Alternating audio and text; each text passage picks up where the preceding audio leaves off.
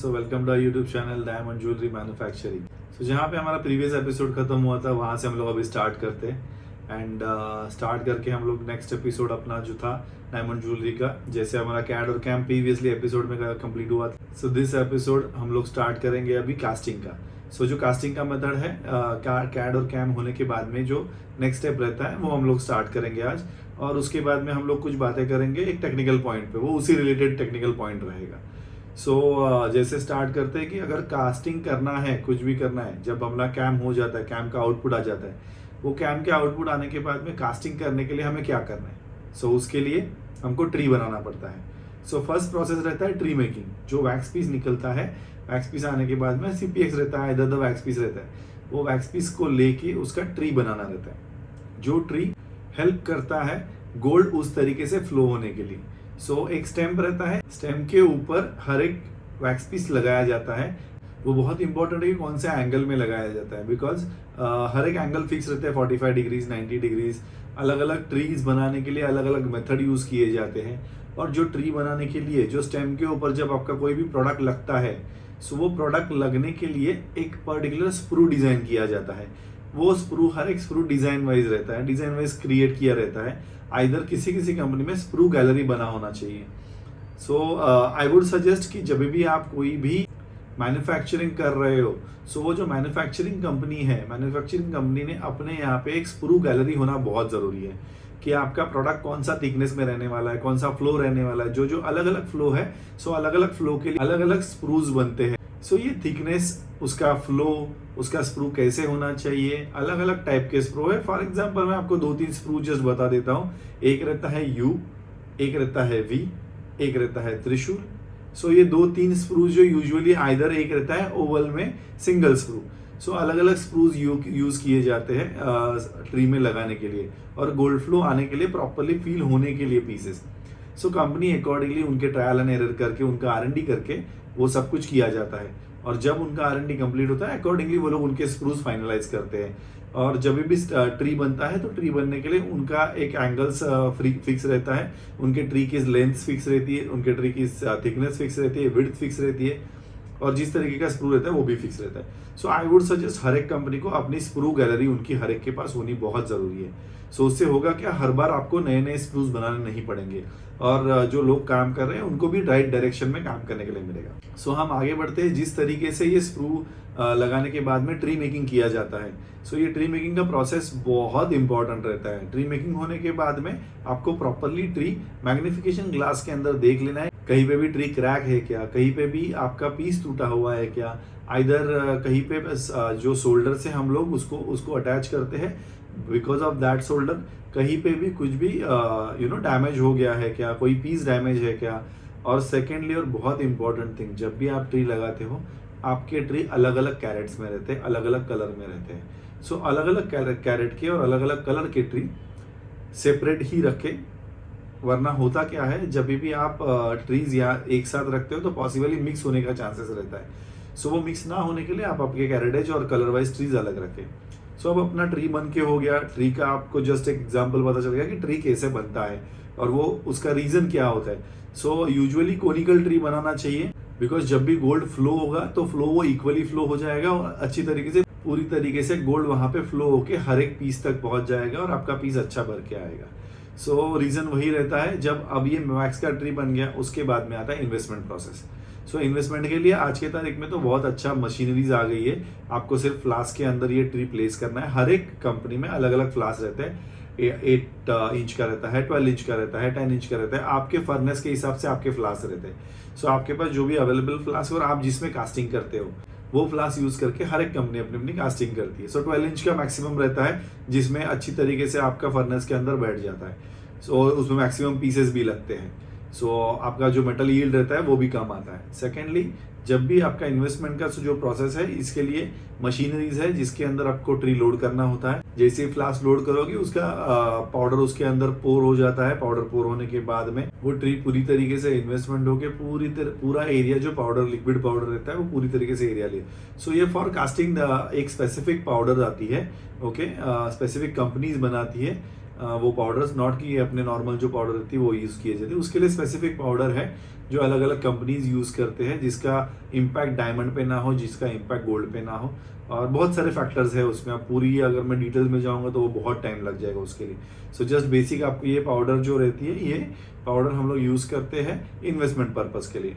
So investment के लिए आज की जैसे मैंने बताया मशीनरीज है, मशीनरी से इन्वेस्टमेंट हो जाता है। इन्वेस्टमेंट होने का पूरा फ्लास्क भर जाता है, फ्लास्क भरने के बाद में उसको ड्राइंग के लिए रखा जाता है। सो एक पर्टिकुलर टाइम तक उसको सेटल होने देते हैं। सेटल होने के बाद में सब बबल्स अंदर आते, कहीं पे भी एयर ट्रैप नहीं होना चाहिए।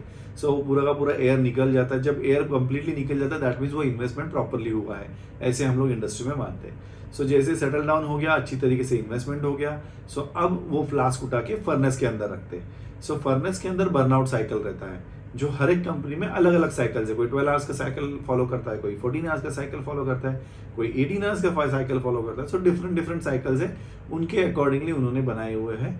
सो ये जो साइकिल्स रहते हैं उसमें क्या होता है, जैसे ही आपका टेम्परेचर है वो फर्नेस का, वो एक सेट किया जाता है एक पर्टिकुलर टेम्परेचर पे। सो जहाँ से वो अप होके एक सर्टन लेवल तक पहुंचता है, उसके बाद में वो उसी कंडीशन में ड्रॉप डाउन होके धीरे धीरे करके वो नीचे आता है। सो ये जो साइकिल पूरा का पूरा 12 आवर्स का रहता है, इसमें फॉर एग्जांपल जस्ट आपको बता के रखता हूँ कि जैसे 0 से लेके 50 डिग्री तक हो गया, 50 से लेके 250 डिग्री तक हो गया, 250 से लेके 650, 450, 650, अलग अलग साइकिल सेट किए जाते हैं जब से। सो एक पर्टिकुलर हीट तक वो पहुंच जाता है, जहां पे वो कंटिन्यू उसी तरीके से एक पर्टिकुलर टाइम तक रहता है, फिर धीरे धीरे करके ड्रॉप डाउन होकर नीचे तक आता है। सो ये जो कास्टिंग की साइकिल्स लगाते हैं उनको इसका पूरा नॉलेज रहता है मशीन के अंदर किस तरीके से साइकिल सेट किया जाता है। सो ये होने के बाद में बर्नआउट साइकिल कंप्लीट होता है। बर्नआउट साइकिल में होता क्या है कि आपका जो वैक्स रहता है अंदर का, वो कंप्लीटली मेल्ट हो जाता है, और मेल्ट होने के बाद में उतना एरिया वैकेंट हो जाता है गोल्ड पोर होने के लिए, और गोल्ड वो जगह ले लेते हैं जब हम लोग कास्टिंग में डालते हैं। सो इन्वेस्टमेंट में वैक्स मेल्टिंग होके पूरा जो भी है कार्बन निकल जाता है, सब कुछ क्लीन हो जाता है। सो सब कुछ क्लीन होके फ्लास्क बेक हो जाते हैं। अब उसके बाद में ये लोग फ्लास्क बाहर निकालते हैं। बाहर निकालने के बाद में उसको एक सर्टन टाइम पीरियड के बाद में कास्टिंग मशीन में लोड करते हैं। सो जहाँ पे हम लोग गोल्ड मेल्ट की करके वो मेल्ट गोल्ड इसके अंदर पोर करते हैं। सो उसके लिए कास्टिंग के लिए भी आजकल मशीनरीज, बहुत पहले हम लोग हैंड पोरिंग किया करते थे, बट अभी वो नहीं करना पड़ता है। आज के तारीख में बहुत अच्छी अच्छी मशीनरीज आ गई है, जिसके अंदर एक पर्टिकुलर आप टेम्परेचर सेट कर दो, पर्टिकुलर साइकिल सेट कर दो, सब कुछ कर दो, आपका कास्टिंग इजीली हो जाता है। सो कास्टिंग के लिए आपको मशीनरीज अवेलेबल है, वो हर एक कंपनी के पास अलग अलग कंपनीज की मशीनरीज रहते हैं। जैसे जैसे उन्होंने ट्रायल एरर और R&D किया रहता है, उसके अकॉर्डिंगली वो लोग अपनी अपनी मशीन ले लेते हैं। सो जैसे ही मशीन के अंदर वो लोग ने फ्लास्क लोड कर दिया, उसके बाद में गोल्ड पोर करके गोल्ड पोरिंग हो जाता है। गोल्ड पोरिंग होने के बाद में जो भी वैकेंट एरिया है वहाँ पे गोल्ड पोर हो जाता है। अब यहाँ पे जो ट्री का जो फॉर्मेशन किया रहता है, ट्री का जो भी जिस तरीके से उन्होंने ट्री बनाया रहता है वो बहुत इंपॉर्टेंट है। कौन से स्क्रूज लगाए, किस तरीके से पीसेस लगाए, कौन से पीसेस अपर साइड में लगाए, कौन से पीसेस लोअर साइड में लगाए, किस तरीके से वो गोल्ड फ्लो होने वाला है। सो ये हर एक चीज़ का बहुत टेक्निकली नॉलेज होना बहुत ज़रूरी होता है। सो जिस तरीके से मैंने बताया था कि पहले आपको जब भी ट्री बनाते हो उस टाइम पे आपको ये कंसिडर करना होता है कि आपका गोल्ड फ्लो उसी तरीके से हो, वरना क्या बहुत सारे मल्टीपल इश्यूज आ जाते हैं। See every casting is a new casting, याद रखना कभी भी कास्टिंग के ऊपर, बिकॉज इट्स अ मशीन, और कास्टिंग के ऊपर कोई भी गारंटी नहीं दे सकता कि आज की कास्टिंग मेरी बहुत अच्छी आने वाली है या आज की कास्टिंग मेरी बहुत खराब आने वाली है। ये पूरी कास्टिंग होने के बाद में, प्रोसेस होने के बाद में पता चलता है। हम लोग सिर्फ प्रिकॉशंस ले सकते हैं और के जो जो फैक्टर्स हमको यूज करने हैं उसके अंदर, जो जो प्रोसेसेस यूज करने हैं वो अच्छी तरीके से यूज किए जाए। जो जो टूल्स है वो टूल्स, हर एक टूल्स अच्छी तरीके से यूज किया हुआ हो, हर एक टूल्स जो अच्छे कंडीशन में हो और वही यूज करे। सो ये हर एक फैक्टर उसके अंदर बहुत रहता है। सो जैसे ही कास्टिंग हो जाता है, कास्टिंग होने के बाद में फ्लास्क को पुल आउट करके थोड़ी देर के लिए बाहर रखते हैं। अब इसके बाद में होता है क्विंचिंग का प्रोसेस। अब कभी कभी क्या होता है, जब आपका प्लेन गोल्ड है सो आप डायरेक्टली थोड़ी देर रख के, हर एक कंपनी का अलग अलग मेथड है। कोई अपना जो नीचे का बटन रहता है उसको क्विंच करते हैं, कोई डायरेक्टली ट्री क्विंच कर देता है। डायमंड रहेगा तो डायरेक्टली क्विंच नहीं करते, एक सर्टन पीरियड वो बाहर रखा जाता है, थोड़ा सा ठंडा होने देते हैं और उसके बाद में पानी में डाल के उसको क्विंच किया जाता है। बिकॉज डायरेक्टली पानी में डालेंगे तो डायमंड जलने का, डायमंड टूटने का, डायमंड कंप्लीटली बर्न होने का चांसेस बहुत ज़्यादा रहता है। सो इसके लिए वो हर एक चीज़ का साइकिल फिक्स है, हर एक चीज़ का SOP लगा रहता है, हर एक चीज़ के प्रोसेसेस लगे रहते हैं। जो भी कास्टिंग कर रहे हैं उनको हर एक प्रोसेस के बारे में पता रहता है। सो भाई कंटिन्यूस कास्टिंग करने के बाद लास्ट कास्टिंग में क्या इश्यूज आए थे, उसके पहले कभी कभी क्या इश्यूज आए थे, ट्री की हाइट्स क्या है, कितने पीसेस है, हमें कितने ट्री कास्ट करने हैं, ये बहुत सारे फैक्टर है। सो ये हर एक चीज़ करने के बाद में कास्टिंग होता है, कास्टिंग के बाद में क्विंचिंग होता है, क्विंचिंग होने के बाद में सब कुछ होने के बाद में उसके बाद में ये ट्री क्लीन किए जाते हैं। फिर इसका जेट के अंदर, ये जेट मशीन जो रहता है, जेट मशीन के अंदर इसका फ्लास ब्रेक किया जाता है। सो ये जो पाउडर है वो पूरा निकाल के पूरा ट्री क्लीन किया जाता है।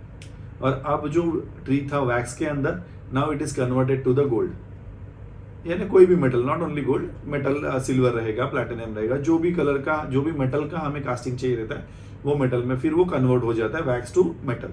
सो ये मेटल होने के बाद में इसका स्क्रू कटिंग किया जाता है। स्क्रू कटिंग भी बहुत इंपॉर्टेंट एक डिपार्टमेंट है, जहाँ पे स्क्रू कट करते वक्त आपको किस तरीके से कट करना है, कहाँ से कट करना है, कौन से एंगल में कट करना है। बिकॉज बहुत बार क्या होता है, स्क्रू कटिंग करते वक्त पीस कट हो जाता है, आइदर पीस बेंड हो जाता है बिकॉज बहुत ज़्यादा प्रेशर रहता है। सो वो अकॉर्डिंगली अगर कोई बड़ा पीस है, डेलिकेट पीस है, तो उसको एक्सो ब्लेड लेके, आरी से लेके, जो हम लोग आरी बोलते हैं इसको, उससे कट करते हैं सो दैट वो पीस के ऊपर उतना प्रेशर ना आए। वो होने के बाद में, स्क्रू कटिंग होने के बाद में सब कुछ करके स्क्रू ग्राइंडिंग के लिए हर एक पीस भेजा जाता है, जहाँ पे ये जो स्क्रू रहता है वो ग्राइंड किया जाता है। सो जो कैड और कैम होता है उसके बाद में का जो डिपार्टमेंट रहता है वो रहता है अपना ट्री मेकिंग और कास्टिंग।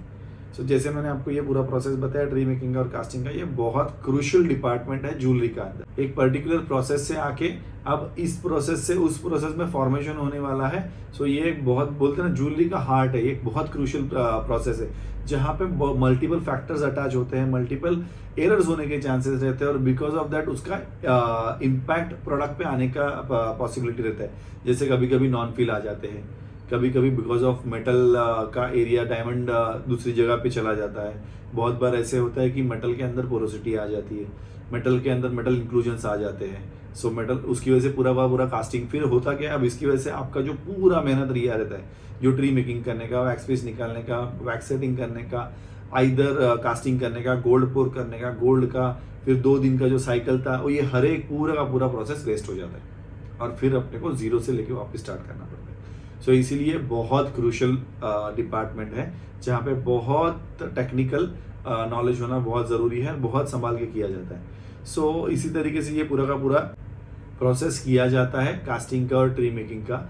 अब अगर टेक्निकल बात बताई जाए तो मैं सबसे इम्पॉर्टेंट बात इसके अंदर बोलता हूँ कि आप जब भी ट्री बना रहे हो, आपके अंदर जो भी वैक्स पीस है उसके स्क्रू आपके बहुत क्लियरली डिफाइन होने चाहिए। आपका एंगल कौन सा लगने वाला है, अगर वहाँ पे मेटल फ्लो होने के बाद में पूरा का पूरा पीस अच्छी तरीके से भरने वाला है या नहीं भरने वाला है, वो देखना बहुत ज़रूरी है। और उसके बाद में वो जो अगर फ्लो नहीं हो रहा है तो उसको एक्स्ट्रा फीडर दे के किस तरीके से फ्लो वहाँ तक पहुँचाया जाए, ये बहुत इंपॉर्टेंट रहता है। सो ये हर एक फैक्टर्स आपको देखने।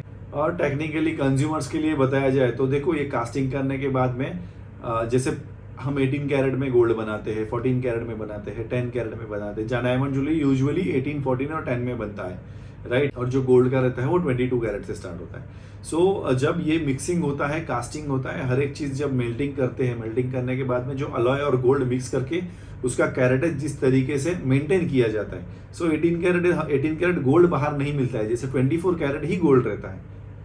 फिर उसको 18 कैरेट बनाया जाता है, उसको 14 कैरेट बनाया जाता है, उसको व्हाइट गोल्ड बनाया जाता है, उसको पिंक गोल्ड बनाया जाता है। वो अलॉय डाल के बना दे, गोल्ड येलो ही रहता है, कभी भी ऐसे कहीं ज़मीन के अंदर व्हाइट या पिंक कलर का गोल्ड नहीं मिलता है, गोल्ड येलो ही रहता है। हम उसमें अलॉयज डाल के उसका कैरेटेज चेंज करते हैं और उसका जो कलर रहता है वो चेंज करते हैं। सो जैसे येलो गोल्ड है, व्हाइट गोल्ड है, पिंक गोल्ड है। अगर आपको 18 कैरेट में बनाना है सो उसमें 75% गोल्ड रहता है और बाकी सब अलॉयज, यानी जिंक, कॉपर, ये जो अलॉयज है वो अलॉयज रहते हैं, वो मिक्स करके उसका कैरेटेज कम करके उसको 18 कैरेट में लाया जाता है। सो कंज्यूमर्स के लिए बहुत इंपॉर्टेंट है कि आप जब भी कोई भी ज्वेलरी खरीद रहे हो, सो उसका आपके पास हॉल मार्किंग सर्टिफिकेट हो, पीस के ऊपर हॉल मार्किंग या स्टैंपिंग हो, ये कौन से कैरेटेज का हो, और एक ऑथेंटिकेटेड सर्टिफिकेट हो गोल्ड का, जिससे ये पता चले कि यस, ये जैसे मैंने प्रीवियस एक वीडियो में बनाया था जिसमें मैंने आपको क्लियरली बताया था कि आप कभी भी और कोई भी ज्वेलरी ले रहे हो वो हॉल मार्किंग ज्वेलरी लेना। सो आप ये मेक श्योर करना। सो आपके नॉलेज के लिए मैंने आज का ये जो वीडियो बनाया था जिसमें मैंने आफ्टर कैम कौन सा डिपार्टमेंट आता है, जैसे स्क्रू ग्राइंडिंग और कास्टिंग, वो किस तरीके से किया जाता है और क्या प्रोसेस रहता है, ये आपको आज के वीडियो में बताया।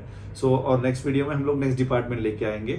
सो आज का वीडियो हम लोग यहीं पे खत्म करते हैं। Thank you so much, thank you very much. और अभी तक आप में से जिसने भी मेरे चैनल को सब्सक्राइब नहीं किया है, please subscribe my channel video जिसको अच्छा लगे वीडियो को लाइक करना, शेयर करना, और आगे आपको और किसी दूसरे सब्जेक्ट पे वीडियो चाहिए वो मुझे कमेंट में बता देना, मैं आपको कमेंट में जवाब दे दूंगा। So thank you so much, अब तक के लिए मेरा साथ देने के लिए थैंक यू वेरी मच।